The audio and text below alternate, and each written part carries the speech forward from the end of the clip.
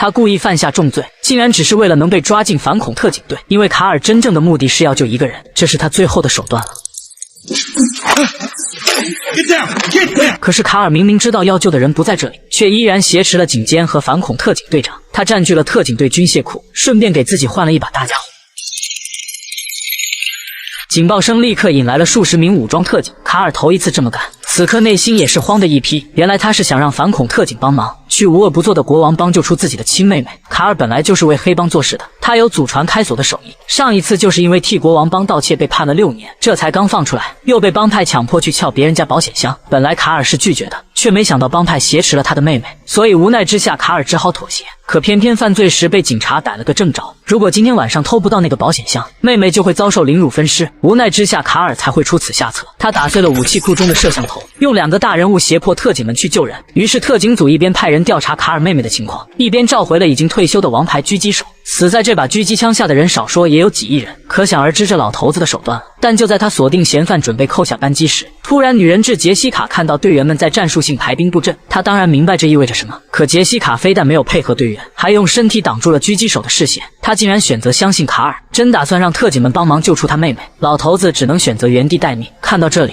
搞得我都想吐槽這個女隊長的聖母心了。但其實傑西卡是為了穩妥起見，一方面她覺得卡爾不像是在撒謊，另一方面軍械庫有鋼網保護，萬一子彈穿透鋼網偏離了彈道，那後果不一定會怎麼樣了。經過短暫談判後，卡爾暫時放下了戒備，允許警監將妹妹的線索轉告給隊長洪都。他只知道妹妹和老媽住在一起，具體被國王幫關在哪裡就不得而知了。隨後洪都帶隊找到了卡爾的老媽，女人被國王幫頭目折磨了一番後，鎖在了冰櫃當中，女兒則被他們給抓走了。洪都本想着先把老媽帶回總部，穩定一下卡爾的情緒，卻沒想到弄巧成拙，老媽恨透了這個不爭氣的兒子，早就放棄了他。如果不是因為卡爾，妹妹怎麼可能會好端端的被人抓走呢？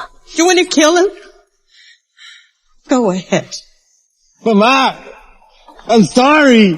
這老娘們也夠狠的，虎毒還不食子呢，這是被傷透了呀！母子團聚變成了大義滅親，看來洪都得加快找人的節奏了。而另一邊，卡爾的妹妹被國王幫五花大綁，正準備時間一到看不到錢就分屍，妹妹被嚇得小眼淚直流。咱就說這夥人是真不會憐香惜玉啊，拿起刀就要動手。多虧洪都及時帶人殺到，千萬別問他是怎麼找到這地方的，問就是線人滿天下。反恐特警又不會破案，他們只負責踹門哦。You feel like a king now?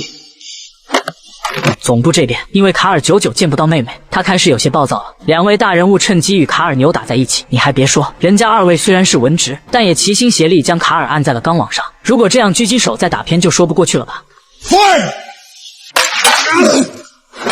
雖然二位上級成功脫身了，但卡爾這邊還沒人管呢。他偷了一顆手榴彈，悄悄拔下了保險栓。好家伙，特警們的安全意識也太好了，看到被拔掉的保險栓立刻就要臥倒，但人家卡爾根本就沒有鬆開手，因為他還想再等等。果然等到了得救的妹妹，於是在老妹兒苦口婆心的勸說下，卡爾最終選擇了投降。保險栓最末了又被插了回去，炸不炸你到底給個準信啊！我要是手榴彈的話都要罵街了。關注巨石，明天接着講。